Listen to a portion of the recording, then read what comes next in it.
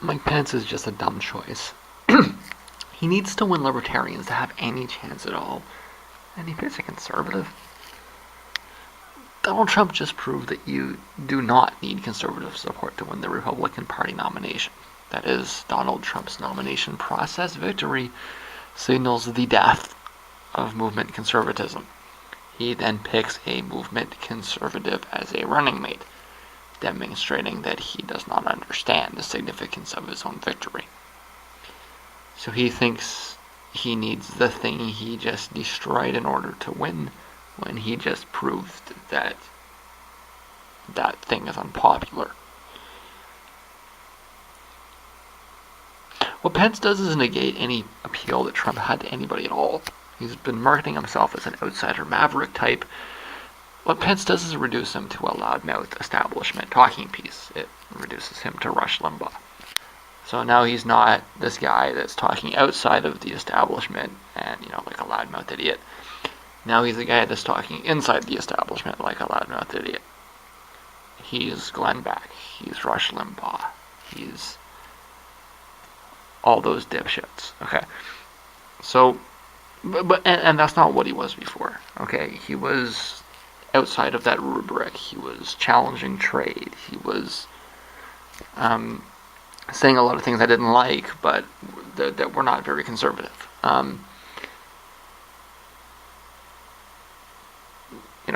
He was running on the far right? And like it or not, it won, right? But what Mike Pence completely does is he destroys the Donald Trump brand. Or you can look at it as it probably actually is, which is that Trump just sold his startup company to the Republican Party. So now it's just going to be a marketing tool for the Republican Party to push their, the same trash that they've been pushing for decades, which is what I'm saying for quite a while now, is that you have to expect that Trump is going to align with the establishment Republican positions. And that's what this is. That's what I'm saying the whole time, right? It's just that it's not a smart approach, right? Or at least this way to do it isn't a smart approach, right? He would have been better off if, I'm not saying that he would have picked Mitt Romney or Mitt Romney would have done it, but he would have been better off with that kind of, kind of middle of the road, kind of, moderate conservative. To pick an extreme conservative completely kills him with all of the demographics that he has to win. It kills him with women, it kills him with libertarians, like everything that he had to do to win, it's the nuclear option, right? So how did this happen? Well, let's hope that some people are taking notice of the real consequence of this process, which is that the Reagan Revolution is dead, that the conservative movement is over. If Trump wants to run as Reagan, he will lose in a landslide. The party just rejected Reagan. Republicans don't want Reagan. Democrats certainly don't want Reagan. And the massive independents want anything but Reagan. The polling I've seen does not indicate that Trump is having trouble holding evangelicals. It indicates he's having trouble holding libertarians and isn't getting anywhere in the Rust Belt. If Trump's supposed appeal to Rust Belt voters is his position on trade, Pence actually undermines that. So, you might think that, he's from a Midwestern state. He's from the only state in the Midwest that consistently votes for the Republicans. The Republicans have held Indiana for decades. In fact, I don't quote me on this, but they might have held Indiana since fucking Lincoln, right? That might actually be true. I don't think it is. I think I'd guess that Roosevelt at least. But it's the rare circumstance that the Republicans lose in Indiana. If the Republicans lose in Indiana, it's over, right? Is he saying that he thinks Indiana's up for grabs? He might be saying that he doesn't understand the map, right? He might just look at it and say, well, Indiana's a Midwest state, without having the understanding that Indiana is the safest. Indiana is as safe as Texas is, or should be. and not understanding that, most people in that area don't have the kinds of positions that this guy Mike Pence takes. This is the guy that passed the Religious Freedom Act that would allow for religious discrimination.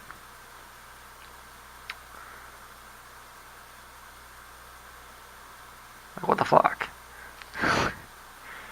You need to win libertarians, and this is the guy you pick? You buffoon. So again, how did this happen? I'll get to that. But I mean, if they wanted the Christian right, they'd have voted for it at some point in the last 50 years, right? I mean, I'm talking about the Rust Belt more broadly. The Rust Belt has never voted for Christian conservative values, ever. So, I mean, and now that the conservative movement is over, they think they're going to win Ohio on abortion? It's just stupidity, okay? Pence will not reverse the numbers that exist, where Trump is running at like 35. Rather, he will cement them in place, because what Pence does is he doubles down on everything that everybody hated about Trump, and then he negates everything that people kind of were like, about. I mean, I've been pretty, non-committal one way or the other. I've been critical of Trump. I've been very critical of Clinton too, right? If I ever broadcast the idea that I thought Clinton was a better choice, I'm sorry. That's not what I meant to say. I think they're both terrible choices. But the one thing that Trump kind of had going for him was this trade thing, right? I think he still has kind of an isolationist thing going for him. That's still a little bit appealing. I mean, when you balance the things out, I mean, like, Clinton doesn't have a lot of appealing parts to her, really, right? There's not a lot of reasons to vote for Clinton. There's not a lot of reasons to vote for Trump either. There's a lot of reasons not to vote for both of them. So Trump's position on trade was really, really a game changer in a lot of ways. But then he picks this guy. He completely negates everything that he had going for him, right? The only way that Trump is going to challenge Clinton is if he can find somebody that matches his celebrity appeal and can bring in libertarians at the same time. I mean, don't get me wrong, that's not easy, right? It's not like there's a lot of people out there you can find that they can fit that. There might not be anybody except perhaps Jesse Ventura. And again, Ron Paul's been clear he's not going to do it, but I think he's in the right neighborhood of thinkers, right? By picking Mike Pence, he's making exactly the same mistake that everybody that he beat made. And I suspect that if somebody were to sort through the situation carefully, they'd see this is not a coincidence. I can almost guarantee you that this decision was made by a Republican Party insider crew staffer that moved over after he dropped out. How does this happen? That's how it happens. Trump may have won the nomination, but at the end of the day, Trump didn't take over the Republican Party. The Republican Party took over Trump. And Trump didn't have a lot to take over, right? Had a donut stand out on the highway with a very attractive waitress working at it, right? That was Trump's campaign. Meaning that the party may get their nominee in the end, but it's tone deaf. It indicates that they didn't learn a damn thing.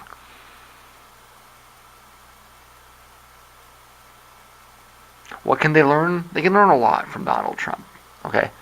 Maybe not from the positions that he wants to take, right? But they can learn a lot about how unpopular their movement to conservatism is. They had a slew of candidates running, okay? The spectrum was not very wide. They all sucked, don't get me wrong. But the extremism that they promoted was not accepted, even by the Republican Party voting base. Trump won because he was more moderate. I keep pointing this out.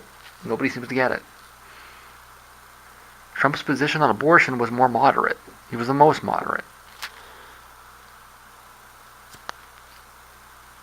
And they pick this guy,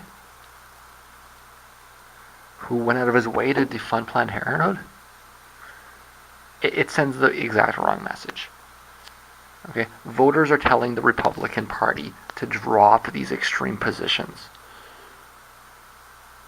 and they completely ignore them, and it's going to hurt them. If Mike Pence is the VP choice, it all but guarantees that Hillary wins, because they will not be able to attract anybody except the absolute core of Republican voters that would never even think about voting for everybody else. Okay? You're looking at a situation where like 98% of swing voters vote either for Hillary or for somebody else, where the Republican Party is unable to get any swing vote at all. The batteries again. Anyways, so you're looking at a situation where if Pence is the VP choice, it all but guarantees that Hillary wins, because the Republicans will get like none of the swing vote. You're looking at like 95, 98% of the swing vote goes away from the Republicans, and they even start to lose some of their core, right? Libertarians are a part of the core Republican voting base, and they're going to be losing a lot of them. In Canada, the magic number is 30%. Okay, when you see the Conservatives running around 30%, you know they've been reduced to their core of supporters. Okay, the type that will never vote for anybody else. It all but guarantees a Liberal victory, because you can't split 70, you know. The Conservatives need to split 60 to win. Splitting 70 is almost impossible, right? And you have to be a pretty good tactician to split 60, right? And it's a number that's determined empirically. You can look at it. I mean, they never go, or they've gone below 30% like 3 times in the last 100 years or something, right? Like, it's very, very rare that they go below 30%. But when they start running around 30, 30, 32, 33, it's, they're done for the election, right? And, because Canada, actually, the Liberals are dominant in Canada, they more often than not run around 30, 32, 33. The American system is, of course, different, but it seems like the magic number that's coming out is around 35%. We have to wait to see, have the Republicans ever run at 35%? What did Bush run at? Sort of the first Bush in the Perot election. I guess Perot ran twice. Is that right? I can't remember. I was very young. Did he run in the Dole election too? What did the Republicans get then? Was it around 30, 35? It's just, in Canada, the empirical basis of this is long-standing. But Canada's had a multi-party system all these years. It's had the NDP since, I think, the 60s. Before that, it was the CCF, and there was actually a progressive party in the 30s, or was it the 20s? But we've had 3 parties. Canada really has a 4-party system. It has the Conservatives and the Liberals in the center. It has a left-wing party, which is currently the NDP. It also has a right-wing party, usually. Right now, the right-wing party, like the extreme right and the moderate right, are in a coalition right now. That won't last. It will eventually fall apart, and you'll see a reorganizing of it. You've also got the Greens that are kind of somewhere out in La La Land kind of thing. But broadly speaking, Canada is and you've also got, you got the separatists in Quebec too, but Canada has been historically a very stable 4-party system. Like I said, you get the 2 moderate parties in the middle, and you've got extremes on both sides, right? But alliances come and go. The United States has been a 2-party system forever, so what that bottoming out is less clear. Is it in the process of becoming a multi-party system? I don't know. I know that when I look at the situation, as bad as Clinton is, it's hard for me to see how Trump can get more than 35%. Or let me rephrase that. It's hard for me to see how Trump can get anybody outside of the Republican core, right? And a good way to determine empirically what the Republican core is to look at it and see. Okay. Now, the one way out of that is if, like I say, if there's really, really low turnout, right? If Trump somehow gets the media on his side, I think that with this VP choice, that's all but ruled out. But with all the various factors here,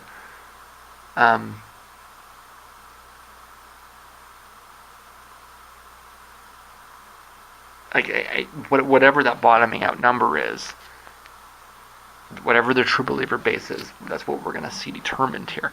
And right now, it looks like it's around 35%. We can't say for sure yet, right? Which means that Trump's goal right now needs to be to get out of that rock bottom, to make the party appealing beyond its base, right?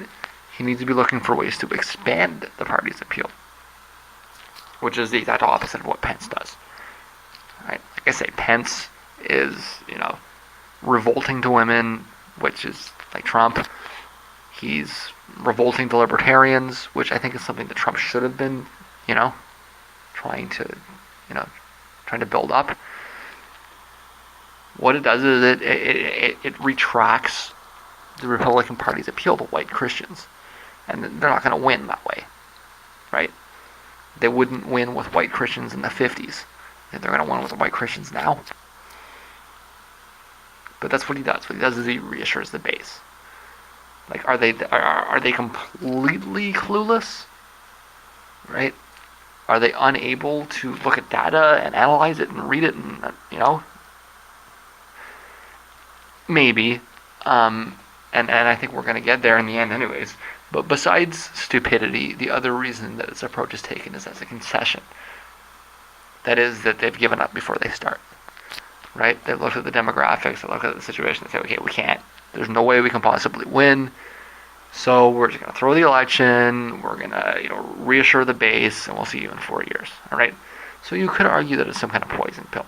That it's an inside job to take them down, which is what I was saying about how you can be almost certain that it's a staffer that the Republican Party brought in. And maybe that's true. Maybe it is, we give up, we'll see you in 4 years. We've managed to find ourselves in an unwinnable mess. We throw out this one. But I don't think it is. I think it's actually cluelessness because it so deeply mirrors the tactics that his opponents took and so deeply reflects establishment Republican wisdom.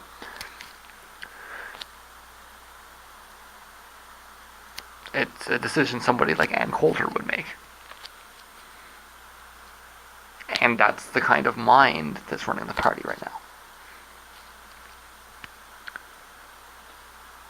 It's the same kind of thing that Ted Cruz was saying throughout the entire primary. It's consistent with all of the stupid things that they've been doing for years.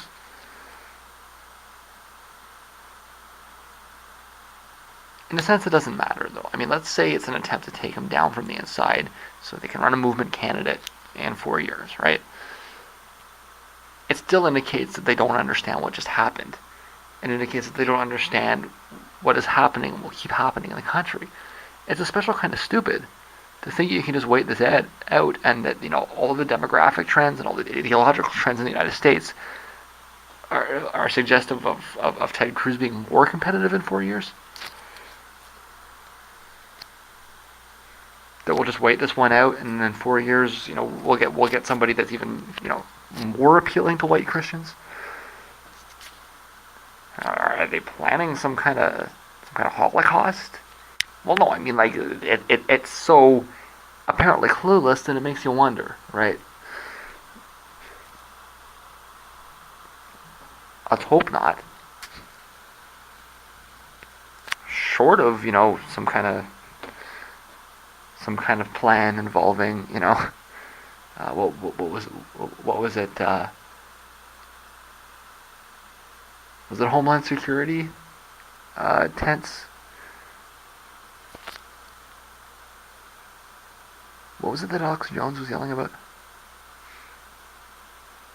In fact, Alex Jones, if you follow the narrative, he actually kind of turned out to be a little bit right, except for that they weren't rounding up, white Christians. They were rounding up Mexicans, right?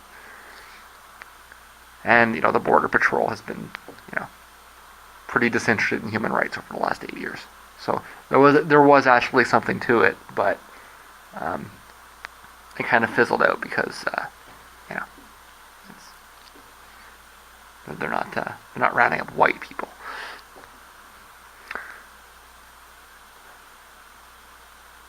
But barring some nefarious ploy, the Republicans are going to have to emerge from their echo chamber, react to the polling, and move away from these hard-right candidates that can't generate support at some point. Okay? There's only so much that the propaganda can do. There's only so much you can push down from the top. This shit just doesn't fly. But in the meantime, it looks like they're going to keep trying to do it for, at least this election. And keep an eye on that 35% number, because it might be what we end up with at the end. Now again, that doesn't mean that Hillary Clinton is going to get 65%. Hillary Clinton herself might get 35%. There's at least 2 other competitive candidates in this election from what I can see, right? You have the Libertarians, and the Libertarians are going to kill Trump. Right. Whether they end up running a 5% or 15%, they are going to kill. And this picking Mike Pence makes it clear as day that Trump doesn't have a chance, because he'll never swing libertarians, and he can't win without libertarians. No matter how much he tries to move into the center now, if he had picked a more moderate centrist Republican, he could do that. He could make that pivot. But you can't do that when you've got Mike Pence, around your neck.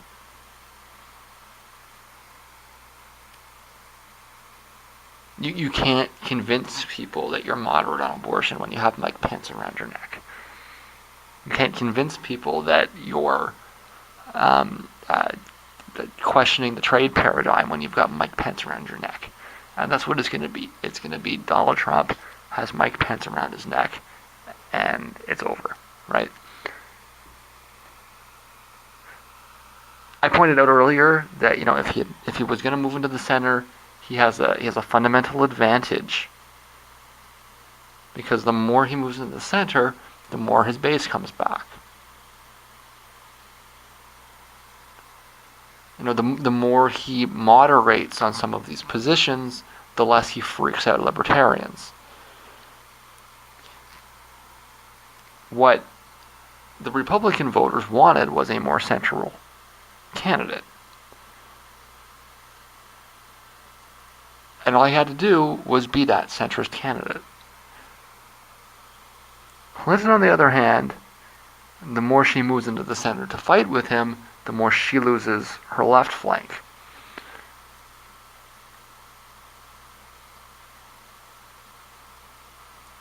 But now that he's decided to move out to the, to the fringe, and this guy's a fringe candidate. Mike Pence is he's the fringiest of the fringe, right?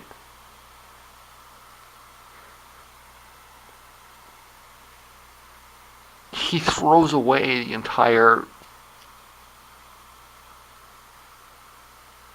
he throws away the entire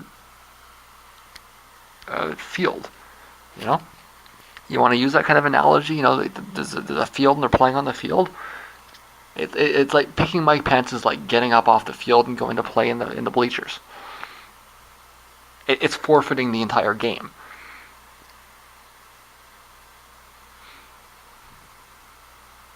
Because now if you're a libertarian, your choice is not between Donald Trump and Gary Johnson and Hillary Clinton. It's between Gary Johnson and Hillary Clinton. Because you'd never vote for Mike Pence, ever.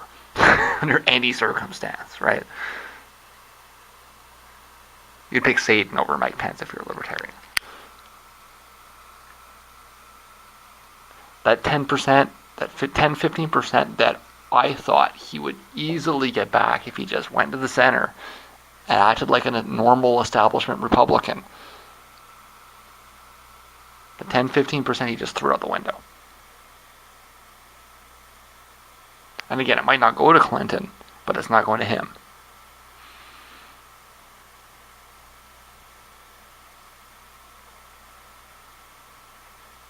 And so now if she does try to move into that center space, right? See, it makes Tim Kaine that much more tactical. Because now you have moderate Republicans that don't want extreme positions on abortion, that do support Planned Parenthood. Moderate Republicans are going to be looking for somebody else, right? And that's most of the Republicans. So he throws away the libertarians, and now he's throwing away the moderates. It's enough to make you, it's enough to make you wonder about the conspiracy theory, but I actually don't think it is. Like I say, I think that the Republican Party is that clueless. They think that the whiter they get, the more Christian they get. They'll be stronger by pushing that, because they're lost in a concept of their own country that is not. It's just not reflective of evidence, of reality, right? When they get out of this echo chamber, when they start looking at data, I mean, they're gonna get spanked, okay? Like, unless something dramatic happens, this is gonna be a landslide, and they're gonna have to wake up when they come out of it, right? But for right now, like I say, it's gonna be ugly. In the end, like I say, Clinton herself might not get much more than 40%, but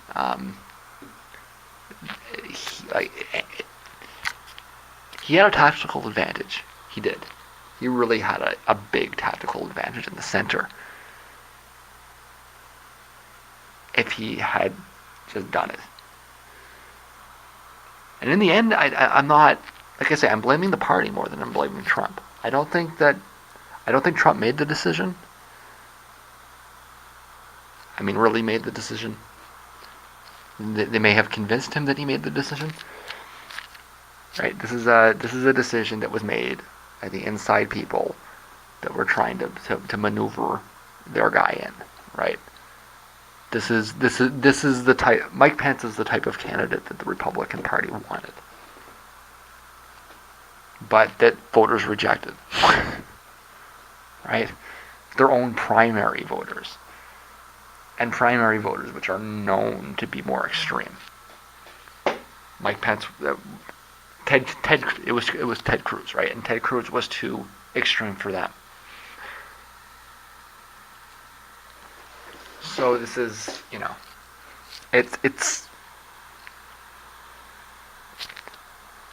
and of course what they're thinking is that they'll just float it through Fox News, because their voters don't think for themselves. We tell them what to think, right? And Trump's just been a pain in the ass. And, he's been, getting in the way of the narrative they're trying to manipulate. The consent they're trying to manufacture, right?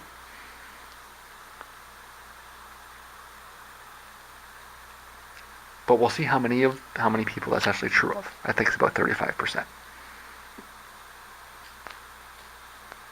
The other 65% can think for themselves. So yeah, it's a dumb choice, but I don't think that Trump made it. And it's a dumb choice by a dumb party, and they made their bed, and they'll have to deal with it, right?